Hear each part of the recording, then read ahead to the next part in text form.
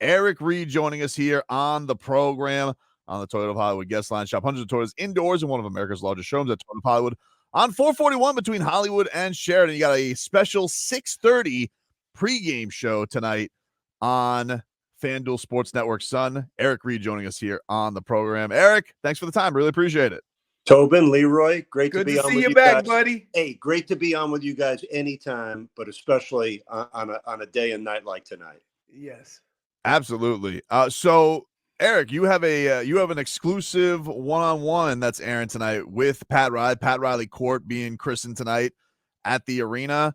Any hints? Any teases we can get for tonight, like of what Heat fans can expect? Well, let me just say this: we got to spend. I didn't clock the interview, right? It wasn't until like the day later I asked our executive producer and VP of broadcasting, Ted Ballard. I go, "How long was that interview?" Hour and 20 minutes on camera with Pat. And to be honest with you, I felt blessed and humbled and so grateful to be the person sitting next to him doing this interview, because literally it's opening up a basketball treasure chest of memories and stories. He's, iconic. He's already in the Hall of Fame. He's, a 9-time champion. He's, the architect of this franchise and this culture that we all know today. And you're going to see they're going to break the interview up into 2 parts on our hour-long pregame that starts at 6:30 tonight on FanDuel Sports Network. There's a lot you won't hear, but there's plenty that you will. Some of the sound will also be featured in a later episode of Inside the Heat. But guys, basically I'm getting to do hosting the halftime ceremony that they're going to have. You talk about a fitting way to start a season, to sort of memorialize our incredible franchise history over the last 30 years, and to have the official naming of that court, Pat Riley Court at Kaseya Center. And think about how fitting that is. The guy spent most of his adult life either competing or coaching on a basketball court, and now forevermore Heat teams will compete on a court that bears his signature and name. That signature will be right alongside the logo modeled after Pat's great friend, the late, great Jerry West. I couldn't think of a better, more fitting honor. Mickey Harrison's first incredible idea was to hire Pat Riley 30 years ago. This would be on my top 10 list of great ideas by Mr. Harrison since that time. So it's a perfect honor. It's going to be an emotional, meaningful night. And Pat right now, guys, he is in such a reflective, humble, grateful, gracious mood, storytelling mood. So I think, listen, we're all in for a treat to listen to his comments on the interview we did last week and on the live halftime ceremony we'll all enjoy together tonight. Did you ever get the feeling, because I get this feeling from him, he loves doing the work and he loved building it and being a part of it. But when he took a backstage, he literally pushed all of that on to everybody else. That no, I'm just playing my part. That's Eric Reid. That's Eric, the coach, and that's Spoelstra. Sorry, that's Eric Spoelstra, and that's the players, and they putting in all the work and all the time, and they may talk to me every now and then, but they're doing all the grunt work. How uncomfortable was it? It seemed like he would be borderline uncomfortable to have to go through this, where we're taking him and putting him back in the forefront of all these things that's happened with the Miami Heat. Yeah, I think he is a little uncomfortable with it. But he earned this and he deserved this. There are so many parallels, Tobin and Leroy. Think about this. After Pat finished playing for the Lakers and his NBA career was done, he became the traveling secretary for the Lakers. He was Chick Hearn's color analyst on the Lakers simulcast. And then the coaching change happened when Paul Westhead took over and brought in Pat as an assistant coach after Jack McKinney's unfortunate bicycle accident. Well, when Pat was named head coach of the Lakers, it was Jerry West that figuratively pushed him into that spot before Pat himself felt he was probably ready to be a head coach in the NBA. And now let's go back 17 years to when Pat Riley did the same exact thing for Eric Spoelstra, pushed him into a position that even Spo would admit he didn't feel quite ready for. But Jerry West saw some things in Pat Riley to make him feel comfortable and confident to put him there. And Pat Riley, you know, one of the examples of greatness is the vision to see and feel things way before the rest of us mortals. And Pat saw enough in Eric Spoelstra, who was the young former video coordinator turned an assistant coach who was doing such great on-court work and player development with so many of the Heat players back in the day. And listen, you know, one of the things that we got Pat to talk about during the interview, and I don't know if you're going to hear this part or not tonight. I've always felt, listen, he was on championship teams as a player. He coached the Showtime Lakers to 4 NBA championships with one of the most unique and distinctive teams ever put together, with Magic and Kareem and James Worthy, Byron Scott. I mean, iconic teams. Then he builds a culture in New York with a Knicks team that was tough and nasty and played with an edge, with Patrick Ewing and Starks and Oakley. He left his mark there. But what he's done in Miami, in my view, was always bigger than just coaching. He was the architect of this whole thing. You know, there's very few people in sports or life that can just change the culture of an organization by just walking in the door. I think Bill Parcells is one of them. I know Pat Riley is one of them. There's not Greg Popovich I would put on that short list, but he did all of that. And you know, one of the things I'm going to say tonight is the passage of time is a mystical thing. We all see it in our own lives and how fast our children grow up, right? I can still remember being in the back of the room on the Carnival cruise ship, the Imagination, 30 years ago, when Mickey Harrison introduced Pat Riley as the head coach and president of the Heat. Guys, we were like 7.5 years into our franchise history. The charm of being an expansion team had dissipated. The Heat, you remember, traded away all those young players we had developed and drafted, you know, Sherm, Cycli, Steve Smith, Glenn Rice, you know, well, Rice was still there, but most of the Grant Long, Kevin Edwards, they were all moved on. And we were a team of veteran journeyman players, and we sort of lost our identity until we found it. And it's still hard. That day on the Imagination, you had to use your imagination. It was hard to believe that Pat Riley was coming to the Heat. Everything changed from that moment moving forward. And the Harrison-Riley connection at the top has filtered down. Pat is so grateful for his relationship with Mickey and the Harrison family. So grateful for the great support he's had from his coaching staffs, from all the guys that played for him. Remember how this started: the trade for Zoe, the trade for Hardaway, the trade for Mashburn, bringing in PJ Brown, those heartbreaking playoff eliminations to the Knicks with our first group of contending teams. And then Pat, you know, getting Shaq and Dwayne together, the summer of 2010. I mean, when we look around that building tonight and celebrate Pat Riley Court, forget your imagination. Just use your eyes and your memory.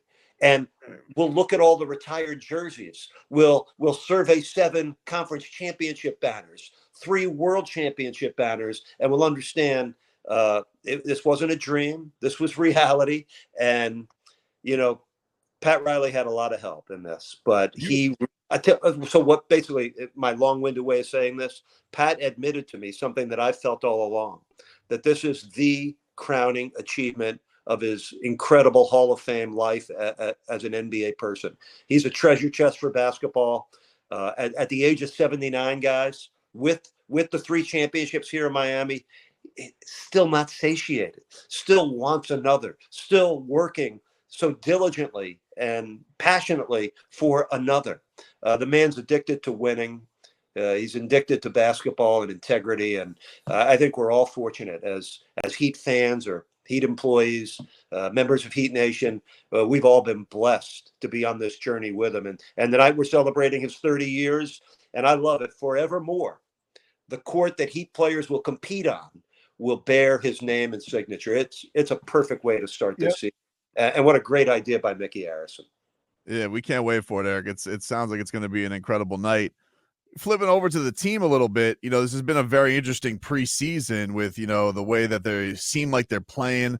One of the things that we were talking about last hour a little bit, we were playing this cut from Tyler Herro, and I don't know if you've noticed this, Eric, but he seems, I don't know if it's a maturity or just a mindset change. I see him all the time. We saw this just noticing at media day, smiling all the time, laughing, happy. Like, I don't know if it's a comfort in his own skin or what, but do you notice anything different about Tyler just from a mentality standpoint going into this year? Because it just, I don't know, there just seems to be an easiness to him.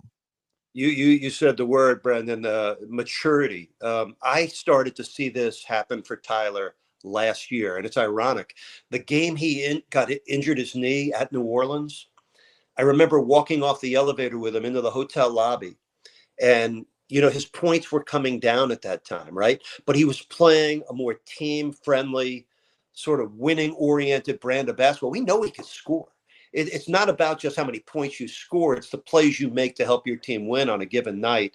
And I felt like last year, right as he got hurt, he was embracing that, and he had changed his game in a very subtle way to be more catered to winning. I think one of the things that's hurting the NBA right now, so many players go to 3 or 4 different high schools, 2 different colleges, or a year or 2 in college. There's not enough chance for the talented players out there to identify with teams and understand roles and understand it's not just about how many points you score, but it's what you do to help your team win each game that you're in. And Tyler's begun to understand that. And I think now he's fully embraced it. I think he understands, listen, there's only so much you can control when it comes to injuries and availability, but you can sense his determination to want to be healthy. He's stronger and better condition to start this season than he's ever been. And I think his game is just ready for that next level. It's not just about, is he getting his 20 points per game? We're going to see him and Terry Rozier. Listen, they only played in 11 games together last season. It's a brand new backcourt. We got a glimpse of this brand new starting group that didn't start us. We had 35 lineups last year. This one was not one of them, but they went 3-0 in the preseason. I think we all like this starting group. There's pretty serious depth. I mean, we'll see how the backcourt depth shakes out, but everywhere else, there's really good depth with 4 centers and like an infantry of wing players. It got bigger this I offseason. tend to like where we're at because the expectations externally are really low for a Heat team. And internally, there's this edge and chippiness. And, when you get knocked out in the first round and you wear a Heat jersey, that does not make for a comfortable summer. So I think we're in for an exciting season. And guys, think about how competitive the East is. Last year, 2 through 8 were separated by 4 games. 4 through 8 separated by 2 games. Everyone matters. I know we're at the start of another 82-game marathon. Every game matters. And you know what matters even more? Your home games. To oversimplify this season, got to score more. 110 a game was the second most in Heat franchise history. Last year, it was 26 out of 30 teams in the league. So you got to find ways to score more. And I think Eric Spoelstra and his staff have uncovered some subtle changes to help the offense. Some of it's off a defense that averaged 15.5 steals a game in the preseason.